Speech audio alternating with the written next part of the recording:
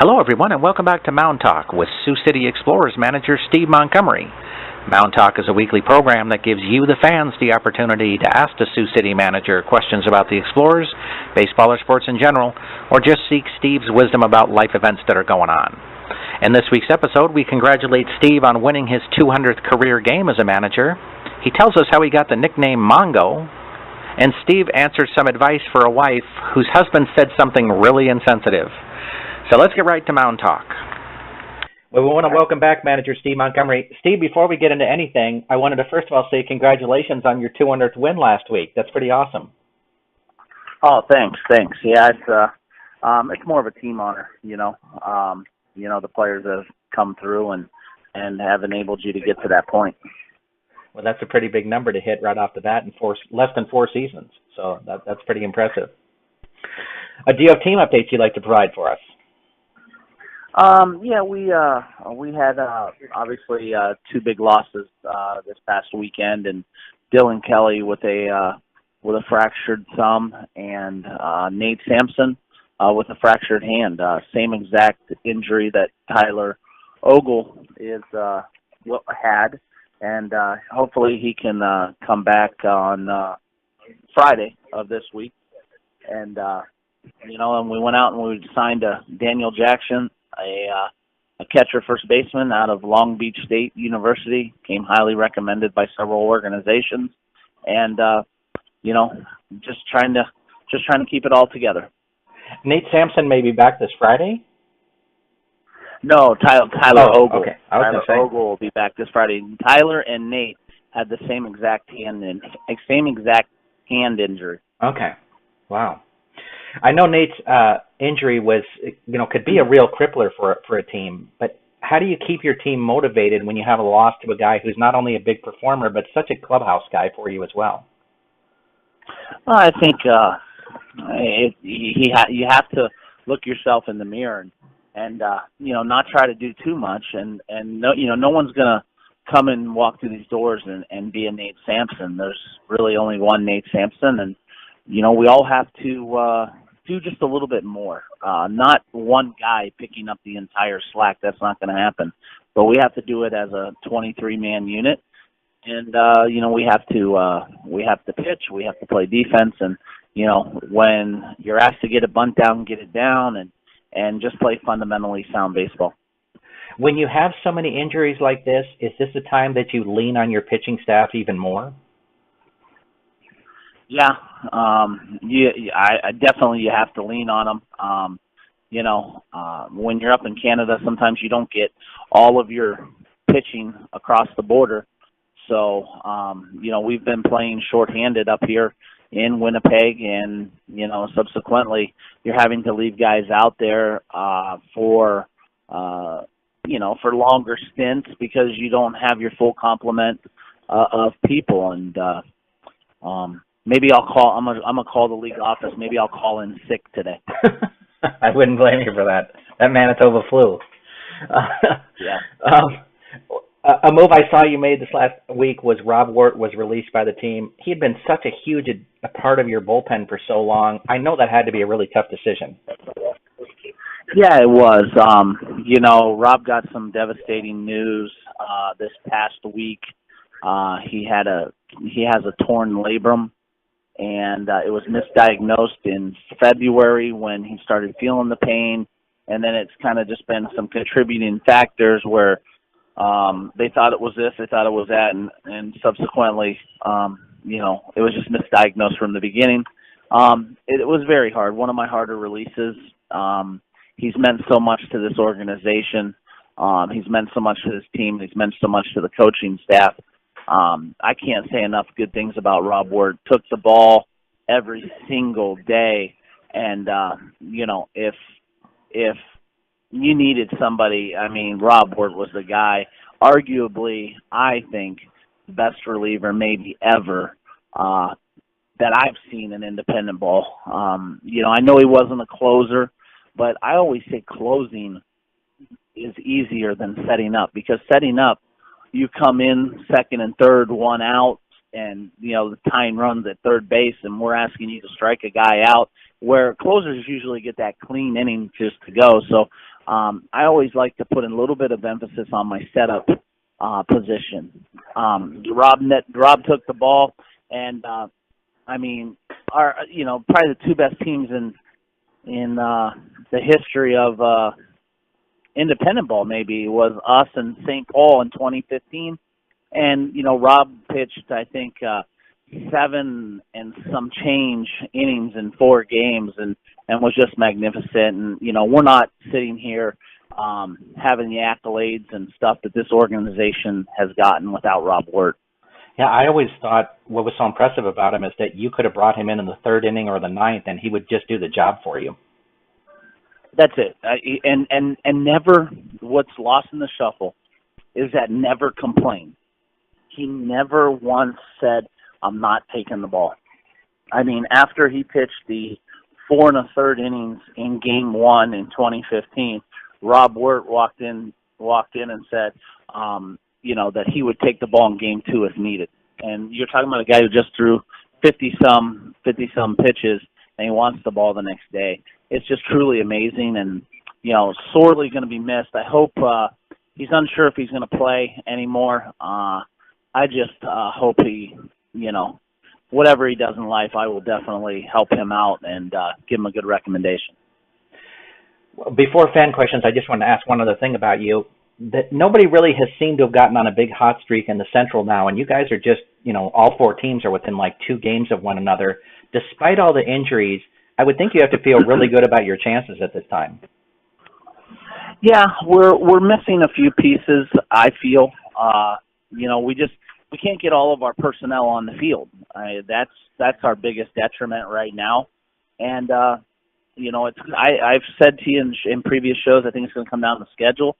Who's playing who and who if someone can get hot and rattle off a 16-4 stretch, I think you'll see a little bit of separation. It just seems like with who we're playing, we're just beating up on one another, and it just makes it difficult.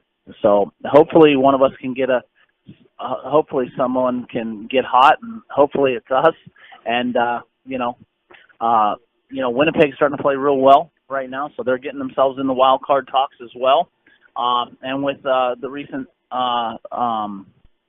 losing streak, they've rattled off a couple, and they've made the North a lot tighter. Absolutely. Well, let's head to fan questions. We first of all begin with Denny from Hubbard. He says he would think that Nate's loss puts a lot of pressure on the other hitters. How do you keep them relaxed so that they don't put too much pressure on themselves? Definitely, I think you've seen them putting extra pressure on themselves. We just try to tell them to relax and do it as a group and not just do it as an individual. You stress that, you try to say that, and you try to go out and execute a game plan. But you can definitely see people putting extra stress on themselves, and we're a little bit out of position too. We haven't been able to play with one another enough to kind of learn each other's tendencies and stuff, especially on the defensive side of the ball. That's where it's lost, is that Nate plays shortstop as well. We brought in a good one, the former Saint, Tanner Vavra, who's done an adequate job at shortstop. It's just learning, he needs to learn, how Benny plays second base and how much range the third baseman has, where to play guys with our pitching staff and stuff. That's what's lost in the shuffle. We have a couple of questions from Dave from Burbank. The first one of them is, I know a lot of managers like some time to assess their team. You're at the halfway point in the season. What are your thoughts on your team now? Really overachieving at this point.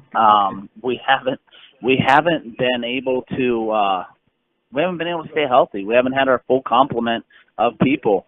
We've had 2 people all year that haven't missed games, position player-wise. And when you think about that, you've missed Tony Campana, you've missed Michael Lang. Samson's out for an extended period. Dylan Kelly's been out. Josh Bitters has missed time. John Nagowski gets picked up. It's just Nick Flair, our original second baseman, out for the year. It's just crazy. But you just try to keep it together and move forward. Dave would also like to know, is there anyone whose play has far exceeded your expectations? I tell you, who was, until they got hurt, was a young man coming from the Frontier League, and Dylan Kelly. He for the first, 20, 30 games maybe, he was hitting 188, and when he just got hurt in Kansas City, he had raised his average all the way up to 304. I think he was on over his last 48 at bats, he was hitting over 500. So he raised his average 112 points, and being a true rookie hitting 304 in this league, it really exceeded my expectations. Brian from South Sioux City would like to know who gave you the name Mongo. Well, my last name Montgomery, obviously, and everyone in high school and around my town called me Monty. And when my first couple years in pro ball, all in organizations, I was known as Monty, and everybody called me Monty and everything. And I went to Venezuela, and, they have a hard time pronouncing their Y's, so they just started calling me Mongo. Well, when I walked into the Fargo clubhouse, Nelson Escaño was Nelson Caña was on my team in Venezuela, and he just so happened to be in that Fargo clubhouse. And when he saw me, he said Mongo, and it just stuck. So since 2001, I've been called Mongo.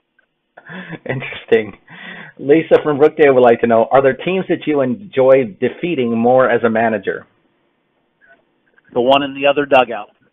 Doesn't matter who it is. It's just equal. I think the players get a little more ramped up to beat certain teams, but as a coaching staff, you just try to beat the team in the opposite dugout. Obviously, when you get you're looking at the standings and stuff, it's always sweeter when you're chasing somebody to beat them. So there's a little more pressure on yourselves. But, just if you were starting the season, there's no one, it's just a team in the opposite dugout. Coach Tom would like to know, what is your rule for playing the infield in? I think it's just a feel thing. When you get that feeling, a lot of times what I'll do is that, say we're down 2 runs with second and third, 1 out, and we're in the 4th or 5th inning, middle part of the innings. What I'll do is I'll wait till they get 2 strikes. I'll give up the run until 2 strikes, and then I might play in, so I don't just give up the cheap run. And also, it makes the hitter's mentality change at that point. But really, it's a feel thing. Obviously, if you're down runs, you got to play the infield in. But a lot of times, what happens is that you play the infield in. Next thing you know, you got a base hit. Let's say now you got first and third, left-handed hitter. What's lost in that shuffle? Now the first baseman has to hold him on. So now the whole right side of the infield's open. So you got to look on deck, and you got to look ahead. Who to attack, who not to attack, who you're intentionally walking, stuff like that, in order to have success playing the infield in. Because when you're playing the infield in, there's a lot of holes, and you give up the bleeder that just loops over the infield's head. Interesting. Pam from St. Paul has a couple of questions for you. She'd first of all like to know, what are your thoughts on guys who use steroids getting into the Hall of Fame? I think that there's, obviously they've cheated the game, but there has to be a separate wing. I think they all should get into the Hall of Fame, but if you don't want to put them in for, say, because they use steroids, the numbers indicate that they should be in. Put them in a separate hall. Put them in a wing that was known as the steroid era, and fans can walk through and see what the non-steroid era did, and then bang what the steroidal era did. I think there was. It's hard to say, but because I wasn't around back then.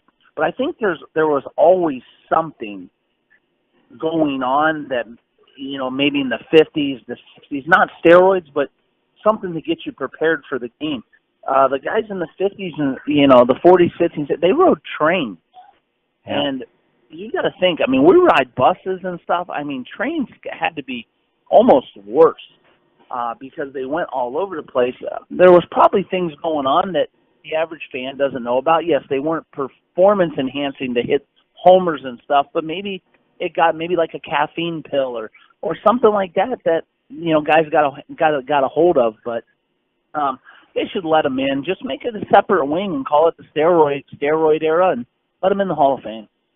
That's an interesting discussion. Excellent. Pam would also like to know, do you think that the steroid era ruined stolen bases? It seems that no one uses them anymore. Yeah, it has. He definitely, you don't see the fast guys anymore. You really don't even see a two-strike approach. Everyone's just trying to hit the ball out of the yard. Everyone plays for a 3-run homer. And you don't really see the fast guys getting really much of an opportunity. You see more of the fast guys playing center field or being a pinch runner or stuff like that. But definitely, the supplements and the weight training and everything has leaned the game more so on power. Bill from Sergeant Bluff would like to know, who do you see as having the better chance of winning it all, the Astros or the Dodgers?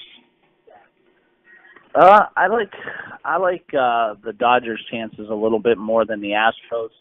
I think the Dodgers have a true number one in Clayton Kershaw. Even though he struggles in the postseason, the rotation's so deep. The Astros, I think, are a little more explosive offensively. I think it also is going to come down to I always feel the American League has an advantage in the World Series because they have the built-in DH in their lineup. They have that one big hitter that doesn't, and you don't see that on a National League team. So I always give the advantage to the American League when it comes down to it. But I do like the Dodgers' chances, especially if Clayton can, shrug off his recent and postseason struggles.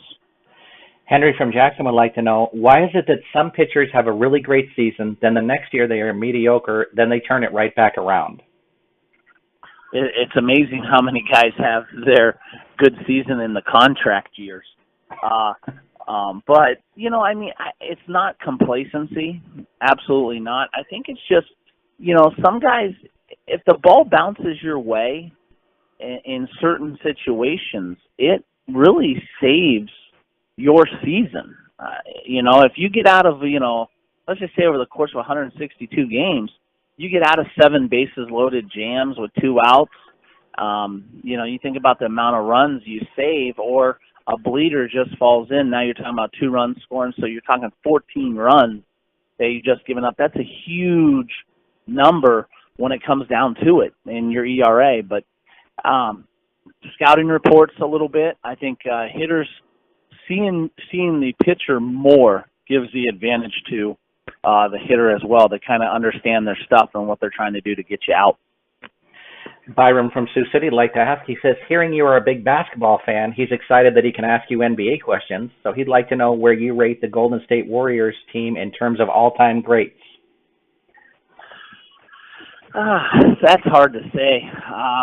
I still think the Bulls, when they had Rodman and Pippen and all them guys, and actually Kerr was on the team, the coach of the Warriors, I think that they just would have a little bit of an advantage. The game has changed from the 90s till now. If Steph Curry would have come through the lane against Detroit back in the day, Steph Curry would probably be on the 3-week disabled list because he would have got a forearm shiver straight to the chest. So the times have definitely changed. You can't even touch a guy. In fact, you can't even breathe on him hard without getting called for a foul. So times have changed. I just like the toughness that the Bulls team showed, and the thing lost in the shuffle there. They didn't give days off to, when they played back-to-back-to-back days, there wasn't a day off for a superstar. Michael Jordan played every game. So I just like the mental toughness of the Bulls a little bit more.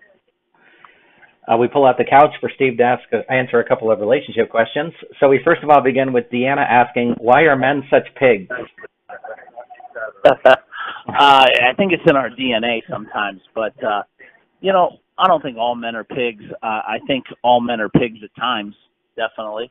I think it's just kind of in our DNA a little bit, but, you try to be as nice as you can and be polite and respectful, and we try to teach our kids that as well. It's just sometimes men say what's on their mind probably a little bit too much. We have a question about that coming up. Carl from Sioux City says, My wife and I were talking about this a few days ago, and now that you have this show, I am curious what you think. If you could instill a few ideas into your children, what would be the most important things you would want them to know? Respect. Respect, and making the right decisions. Obviously, we want to teach our kids to respect people, to respect others space, and to treat others like you want to be treated. And if we could all install that in our kids, it would be great. You sometimes see kids treat other people, and my kids are guilty of this too. They treat other people with great respect, with great behavior and stuff, and then they try to walk all over their parents. So if we could just teach them to have respect and treat others like they want to be treated, it'd be a lot better world. Our last question comes from a person identifying herself as wife who wants to know. She says, my husband got upset at something at work, and when I tried to talk to him about it, he told me to get my fat butt, I'll say, away from him. Since then, he has profusely apologized for his words and told me that he would do anything he could to make it up to me. I would not be wrong to milk this, would I? I'd milk it a little bit, but, sometimes, like I just said, sometimes we say things that are just on our mind or just come out. He probably didn't mean it harshly at all. He just meant that, he needed some time to think it over and to blow some steam off, and you just so happened to be the person he, blew the steam off on. But, yeah, I'd milk it a little bit. Sometimes my wife milks it sometimes when I say things I shouldn't say. So I don't think you're in the wrong to milk it a little bit. But, once you're done milking it, you tell him that, you love him and that you milked it a little bit too long, and then you get a good chuckle out of it. Awesome advice, Steve. Thanks for joining us this week. All right, thanks for having me. We want to thank Manager Steve Montgomery for joining us on Mound Talk this week. If you have your own questions you'd like to ask the Sioux City Explorers manager, please send them to us at asksteve@minorleaguesportsreport.com. That's asksteve@minorleaguesportsreport.com. Please have your questions to us by Wednesday evening so we can give Steve a little time to review them before we record the show. I'm Rob Pannier, the managing editor of the Minor League Sports Report, and we'll see you next time on Mound Talk.